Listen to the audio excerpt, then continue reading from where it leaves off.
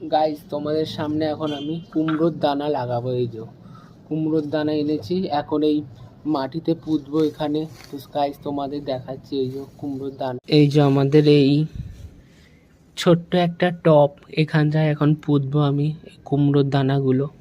গাছ লাগানোর আগে জায়গাটা একটু ভালো করে জল দিয়ে নিই, যাতে গাছটা ভালো হয়।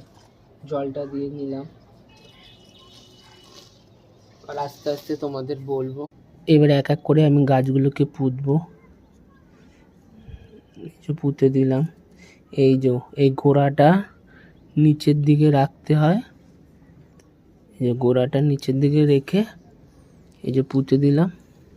অনেক গাছই আছে, এবার এক একটা করে সব পুঁতে দিচ্ছি। তো ফাইনালি আমার গাছ লাগানো কমপ্লিট, আর এগুলো পুঁতে দিলাম। এবার আস্তে আস্তে এবার এখানটায় পুরো জলটা দিয়ে দেবো, যাতে ভালো করে জলটা পায় ঠিকঠাক করে। টাটা, আজ আবার পরের ভিডিওতে দেখা হবে।